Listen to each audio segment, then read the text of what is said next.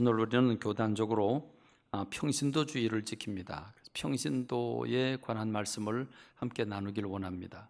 평신도라고 하는 말이 뭘까? 평신도라는 말이 왜 나왔을까? 평신도주의는 왜 지킬까? 또 그렇다면 평신도가 해야 될 일은 뭘까? 이제 이런 말씀들을 성경을 기초로 오늘 우리에게 주어진 과제들을 함께 풀어가면서 나누는 시간 갖기를 원합니다. 평신도라고 하는 말은 전 별로 사용하지 않습니다. 이 평신도 그럼 뭔가 괜히 평평해진 것 같고 뭔가 이렇게 평이한 이런 것들을 생각하게 하죠. 다시 말하면 평신도와 구별되는 것은 평신도하고 이렇게 대칭되는 단어는 뭔가 특별히 구별해 놓은 사람을 가리키죠. 다시 말하면 구약에서 제사장이나 선지자 이런 사람들을 가리킵니다. 그러니까 오늘 우리 말로 말하면 목회자 또는 성직자 이렇게 얘기를 하는데, 평신도란 목회자가 아닌 모든 일반 성도들을 가리켜서 평신도라 이렇게 부르는 게 지금 우리가 부르는 그 명칭입니다. 좀 사용하지 말아야 될 단어 가운데 하나는 평신도 그러면 평신도입니다. 다시 말하면 집사님도 권사님도 장로님도 아닌 아직 직분이 없는 평신도 이렇게 부르게 되는데, 이건 계급적인 그런 단어 같아서 사용 안 했으면 좋겠다 하는 생각이 듭니다. 어쨌든 지금 우리들에게 평신도 그러면 목회자와 구별되는 성도들을 가리켜서 평신도다 이렇게 부르게 됩니다. 이 평신도라고 하는 말은 사실은 이 말이 사용된 것은 한 100년도 되지 않았습니다. 그러나 이 구별된 사람들, 하나님이 따로 세워놓아서 구별한 사람들은 역사가 깁니다. 구약으로 올라가면 제사장부터 시작을 하는데, 이 제사장의 제도는 이스라엘 백성들이 출애굽하면서 그 출애굽한 이스라엘 백성들이 광야로 와 광야에서 예배자로 섭니다. 하나님께서 이스라엘 백성들을 불러내신 것은 예배를 드리기 위해서죠. 바로 왕에게 가서 내 백성을 내놔라, 우리가 광야에 가서 예배 드리려고 그런다. 그래서 하나님이 이스라엘 백성들을 출애굽시킨 목적은 예배자로 세우기 위해서다.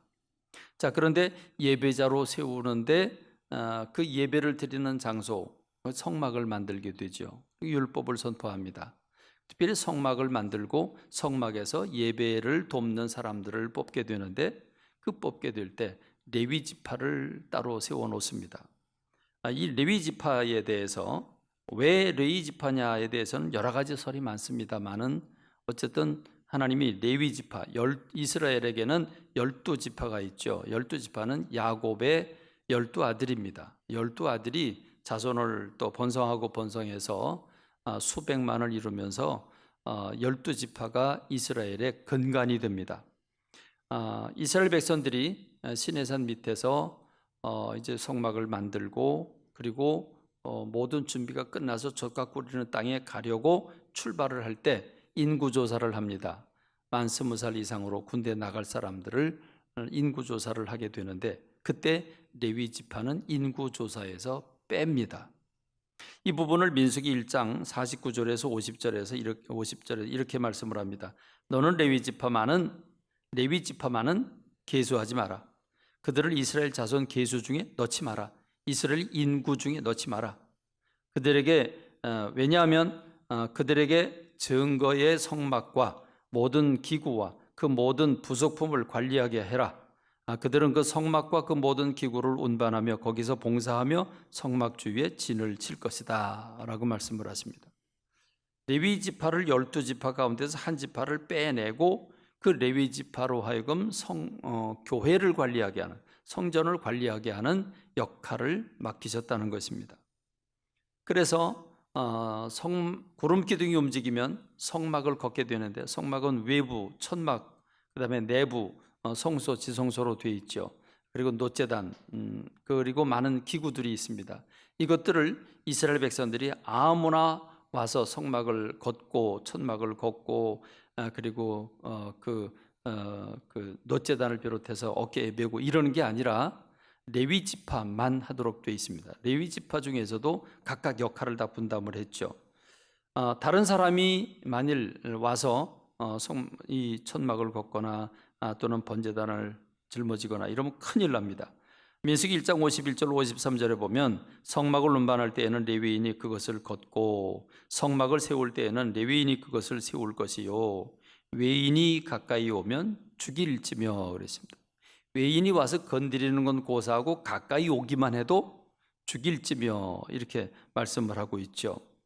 이스라엘 자손의 회중에게 레위인은 증거의 성막 사방에 진을 쳐서 이스라엘 자손의 회중에게 진노가 임하지 않게 할 것이라.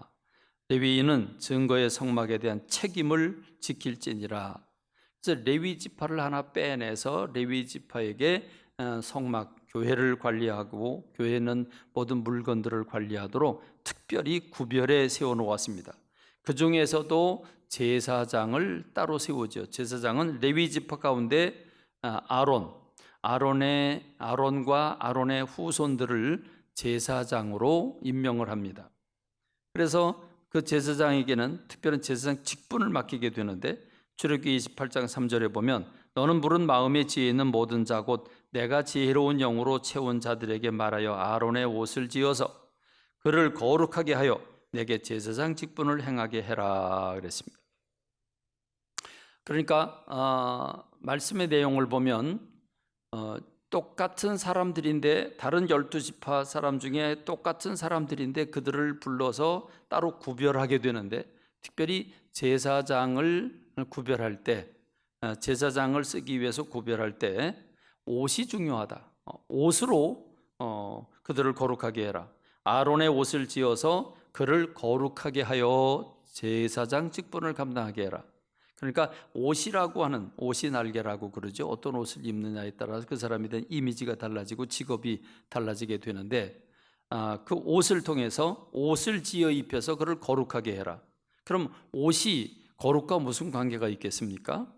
자, 이 부분에 대해서 출애굽기 28장 43절에 보면 아론과 그의 아들들이 회막에 들어갈 때나 제단에 가까이 하여 거룩한 곳에서 섬길 때에 그것들을 입어야 죄를 짊어진 채 죽지 아니하리니 그와 그의 후손이 영원히 지킬 규례다라고 말씀하고 있습니다.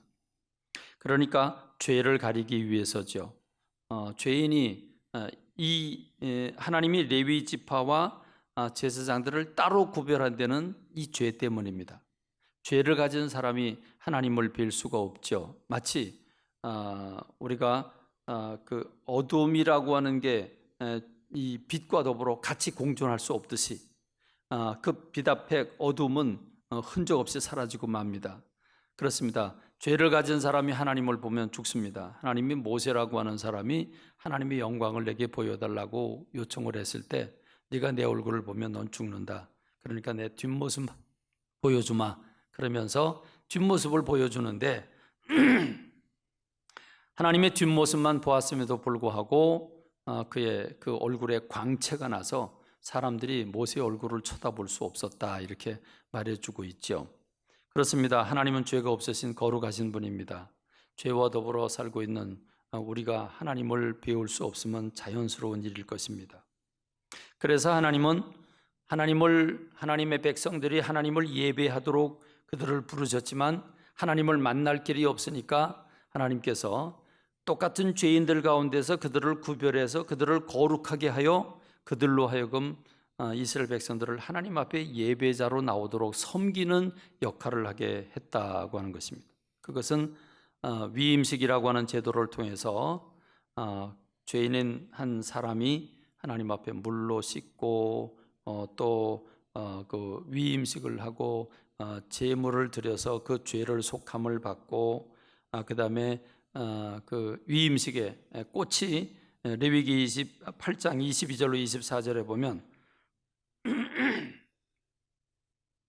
아론과 그의 아들들이 그 순양의 머리에 안수하며 모세가 잡고 그 피를 가져다가 아론의 오른쪽 귓부리와 오른쪽 엄지손가락과 그의 오른쪽 엄지발가락에 발라라 그랬습니다. 예레미야라고 하는 사람이 나이가 어려서 하나님 앞에 부름을 받습니다. 그래서 예레미야가 두려워하면서 하나님 앞에 전 말도 못하고 저 이런 거 못합니다. 그러니까 하나님이 너는 아이라고 말하지 마라. 부정하지 마라. 간단하다. 내가 하라는 말만 하고 내가 가라고 하는 곳만 가라. 주님이 예레미야에게 그런 말씀을 주시지요. 그렇습니다. 선지자는 또는 제사장은 하나님이 하시는 말씀만 듣고 하나님이 하라는 말만 하고 하나님이 하라는 일만 하고 하나님이 가라는 곳만 가라고 하는 위임식을 합니다. 그리고 에봇을 입히죠. 이 거룩한 옷을 입혀서 그의 죄를 가리고 하나님 앞에서 하나님을 섬기도록, 그래서 이스라엘 백성들을 예배 드리는데 돕는 사람들로 세우게 하셨다는 것입니다. 특별히 제사장의 그 옷을 보면 제사장의 기능을 알 수 있습니다. 제사장의 옷은 세 가지 특징이 있습니다. 하나는 어깨, 에봇이라고 하는 제사장의 옷 어깨에다가 견장을 달고 그 견장 위에 계급장을 달듯이 큰 호마노라고 하는 보석을 달게 했습니다. 그 보석을 깎아서 그 보석에다가 이스라엘 6지파의 이름을 새겨 놓습니다. 한 어깨에 6지파, 또 한 어깨에 6지파. 그래서 12지파의 이름을 제사장의 어깨 위에다가 그 보석에다가 새겨서 지워지지 않도록. 그래서 하나님이 제사장의 어깨를 바라볼 때에 그 어깨에 있는 그 보석의 이름들을 바라보고 이스라엘을 기억하시겠다, 이렇게 말씀하고 계십니다. 그런가 하면 제사장의 옷의 두 번째 특징은 가슴에 있습니다. 가슴에 주머니를 목에 걸고 가슴에 대게 돼 있는데 그 주머니 안에는 우림과 둠밈이라고 하는 제비 뽑는 도구를 그 안에 집어넣습니다. 그리고 겉에다가는 12개의 보석을 답니다. 3개의 4줄로 해가지고 12개의 보석에다가 한 보석에는 한 지파의 이름을 새겨 넣습니다. 그래서 12지파가 가야 할 것과 말아야 할 것, 해야 할 것과 하지 말아야 될 것들을 결정할 때 제사장에게 가지고 오면 제사장이 두림과 우밈이라고 하는 제비 뽑는 도구를 통해서 이스라엘 백성들의 갈 방향을 정해주는 역할을 하는 게 판결 흉패입니다. 죄를 지었는지 짓지 않았는지, 부정한지 부정하지 않은지 이런 것들을 구별하도록 한 게 판결 흉패입니다. 가슴이죠. 가슴에 그렇게 달게 했습니다. 그다음 머리입니다. 머리에는 모자를 쓰게 했는데 그걸 관이라고 그러죠. 그 관 앞에는 마치 어떤 그 모자에 어떤 그 클럽 이름을 적는 것처럼 패를 달고 그 패에다가 여호와께 성결이라고 하는 글씨를 새겨 넣어라. 그래서 하나님 앞에 사람들이 제물을 가지고 오면 이 제물을 제사장이 받아서 하나님 앞에 올려드리게 되는데, 그때 하나님께서 제사장의 그 모자에 그 관에 쓴 여호와께 성결이라고 하는 글씨를 보고서 내가 너희들이 드린 예물을 내가 받으리라 라고 주님 말씀을 하십니다.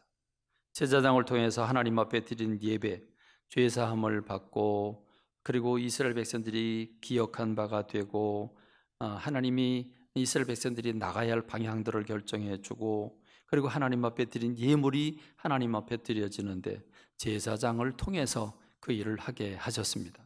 그리고 제사장을 돕도록 레위 지파를 따로 구별해서 그들로 향을 만들고 기구를 운반하게 하고 성전을 관리하도록 하는 역할을 한 것입니다. 자, 그럼 이제 우리가 생각해 봐야 됩니다. 그럼 구별된 사람과 구별하지 않은 사람들이 있습니다. 구별된 사람들을 구약시대는 이 제사장 또는 레위인 이렇게 얘기를 했습니다. 그래서 레위기인은 레위인들이 어떻게 예배를 위한 법을 만들 것인가에 대한 그 법에 대한 내용을 소개하는 게 레위기입니다. 그러니까 자, 하나님이 구별해 놓은 이 레위 사람들, 그러면 왜 하나님이 레위 지파를 구별했을까? 왜 아론을 제사장으로 임명하셨을까? 그럼 여러분, 레위 지파가 다른 지파보다 월등히 뛰어나서 레위 지파를 선택하셨습니까? 레위 지파가 공부를 더 잘했습니까? 아니면 어떤 능력이 있어서 그렇습니까? 레위 지파를 다른 지파보다 높여주기 위해서 하나님이 그들을 따로 구별해 세워주셨습니까? 전혀 아닙니다.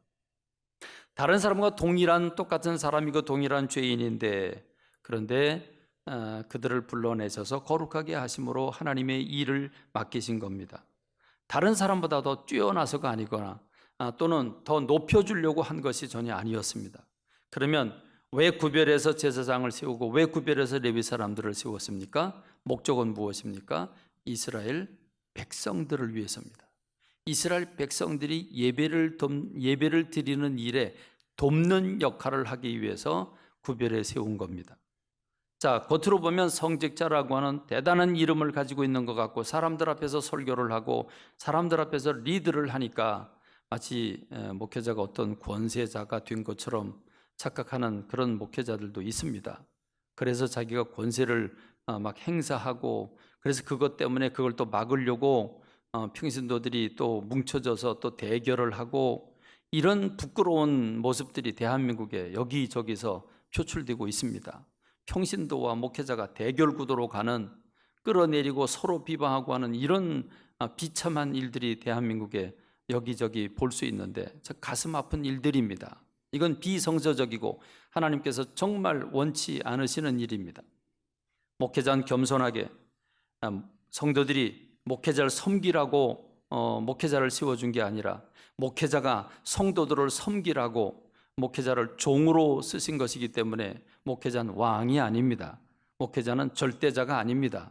하나님의 종으로서 백성들이 하나님 앞에 은혜롭게 예배를 드리고 사명을 감당하도록 인도하고 훈련하고 하는 그 역할을 섬기는 자의 자세로 해야 될 겁니다. 목회자들은 좀 더 겸손하게 자기를 부정하고 하나님의 뜻을 분별하며 성도들을 바로 훈련시키고 은혜로 인도하는 섬김의 역할이 필요합니다. 그러니까 목회자를 높여놔서 목회자를 섬기라고 백성들을 부르신 게 아니라 이 백성들이 하나님 앞에 예배를 드리도록 그걸 돕기 위해서 구별해 놓은 사람들이 레위 사람들이고 제사장이라고 한 사실을 생각하면 목회자는 섬기는 사람이다 라고 하는 것. 그러면 진짜 주인은 누구냐? 백성들이죠. 성도들입니다. 그렇습니다. 자, 성직자와 구분해서 얘기를 할 때 평신도라고 말하는데 이 평신도는 구약 성경에서는 하나님의 백성으로 일컬어졌고 신약 시대에는 성도라고 일컬어집니다. 성도, 하나님 앞에 예수 그리스도의 보혈로 부름받은 모든 부름받은 주님의 몸된 공동체, 이 공동체 모두를 가리켜서 우린 성도 이렇게 말할 수 있고 이 성도가 평신도다 이렇게 보면 되겠습니다. 이 성도를 섬기라고 세운 목회자는 구별해서 세워놓은 목회자다 이렇게 여러분이 생각하시면 됩니다. 자, 그렇다면 하나님께서 구약시대에 목회자가 아닌 제사장이 아닌 사람들을 하나님이 어떻게 부르셨는가 이게 출애굽기 19장에 나와 있죠. 하나님께서 이스라엘 백성들을 그 모세의 기적을 통해서 기적적인 역사를 통해서 해방을 시켜주시고 그 모세를 통해서 이 젖과 꿀이는 가나안 땅에 가기 전에 먼저 광야로 부르십니다. 그리고 아브라함과 맺은 약속을 견고히 하기 위해서 하나님이 이스라엘 백성들을 시내산 밑에 모여 있을 때에 그들을 부르시고 그들과 더불어 언약, 계약, 하나님과 약속을 맺기를 주님이 원하십니다. 그래서 주님이 이렇게 제안을 하시죠. 출애굽기 19장 5절로 6절의 말씀을 보면 세계가 다 내게 속했다. 그런데 너희가 내 말을 잘 듣고 내 언약을 지키면 그러면 너희는 모든 민족 중에서 너희가 내 소유가 되겠다. 두 번째는 너희가 내게 대하여 제사장 나라가 되겠다. 세 번째는 너희가 거룩한 백성이 되겠다. 이 세 가지를 제안을 하십니다. 그리고 이스라엘 백성들은 좋다고 대답을 하고 피로써 언약을 맺게 됩니다. 여러분, 하나님께서 이스라엘 백성들 세계 수많은 나라가 있지만 이스라엘이 크거나 능력이 많아서가 아닙니다. 오히려 하나님께서 말씀하고 있죠. 너희들은 숫자가 가장 작은 나라다. 가장 작은 민족이다. 그런데 내가 너희들을 선택했다. 이렇게 말씀하고 계시죠. 그러니까 내 소유가 되리라고 하는 것은 세계 모든 나라가 다 하나님 것이지만 그 중에서 특별히 너를 지명해서 너는 내 것이 된다. 너는 내 것이다. 마치 그 세계 수많은 남자들이 있고 여자들이 있지만 수많은 총각들이 있고 수많은 처녀들이 있지만 한 사람을 지목해서 너는 내 것이라고, 너는 내 사람이라고 이렇게 지정하는 결혼이라고 하는 관계가 구성되듯이 하나님은 이스라엘 백성들을 너는 내 소유가 될 것이다. 두 번째는 제사장 나라가 될 것이다. 제사장이 되는 게 아니라 제사장 나라가 된다 그랬습니다. 제사장 나라가 된다는 말은 세계 수많은 나라들이 있는데 이 나라들이 하나님을 예배드리는 나라가 되도록 너희가 그들을 섬기는 제사장 나라가 되어야 된다라고 말씀을 하십니다. 그리고 세 번째로 거룩한 백성이 되리라 그랬습니다. 백성이라고 한 얘기는 나라의 백성이란 얘기죠. 그럼 나라에 주권자가 있다는 말입니다. 그럼 하나님께서 왕이 되시고 이스라엘은 하나님의 나라의 백성이 된다는 말이죠. 그래서 하나님은 이스라엘 백성들을, 이스라엘 사람들을 특별히 불러내셔서 하나님이 하나님의 소유로, 그리고 제사장 나라로, 그리고 거룩한 백성으로, 하나님의 백성으로 부르십니다. 이 하나님의 백성으로 부르신 이 공동체 전체를 가리켜서 우린 지금 성도라 부르는 것이고 교회라 부르는 것이고, 이 교회에 모인 성도들을 가리켜서 평신도다 이렇게 말하는 겁니다. 이 평신도들을 예배자로 세우기 위해서 섬기는 사람을 목회자다 이렇게 부르고 있는 거죠. 자, 그러면 하나님께서 이스라엘 백성들을 왜 따로 불러내셨을까? 불러내셔서 하나님의 백성으로 삼으신 이유가 뭘까? 하나님의 백성이 돼서 뭘 해야 될까? 첫 번째는 예배입니다.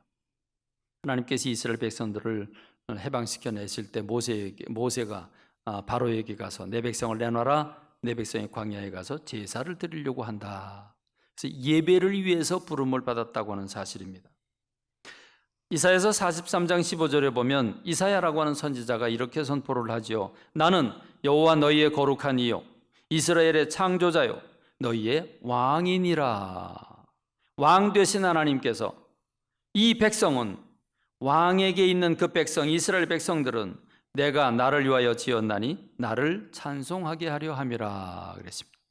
하나님께서 오늘 저와 여러분들을 그리스도의 보혈로 구속하시고 부르신 이유는 하나님을 예배하기 위해서인 줄로 믿습니다.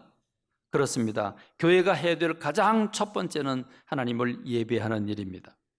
예배라고 하는 건 무엇입니까? 하나님과 우리가 만나서 사랑을 주고받는 겁니다. 우리가 하나님을 사랑한다고 고백을 하고 주님 우리를 사랑하신다고 말씀하시고, 주님 앞에 모인 사람들을 그 몸을 건강하게 하시고 그 마음을 치유하시고 그 마음을 기쁘게 하시고, 그리고 백성으로 살아갈 것들을 훈련하고 권세와 능력 주시는 시간이 예배 시간인 줄로 믿습니다. 그렇습니다. 예배 시간은 어마어마한 하나님의 은혜가 우리와 함께하는 시간입니다. 하나님을 만나서 사랑을 나누고 행복해지고 천국을 맛보는 시간이 바로 예배 시간인 줄로 믿습니다. 그래서 베드로전서 2장 9절에 있는 말씀은 우리들에게 이렇게 말씀하고 있죠. 베드로전서 2장 9절의 말씀을 제가 읽어드리겠습니다. 베드로전서 2장 9절에 보면 그러나 너희는 택하신 족속이요 왕같은 제사장들이요 거룩한 나라요 그의 소유가 된 백성이니 이는 너희를 어두운 데서 불러내어 그의 기이한 빛에 들어가게 하신 이의 아름다운 덕을 선포하게 하려 하심이라 그랬습니다. 구약 성경이나 신약 성경이나 동일합니다. 하나도 다르지 않습니다.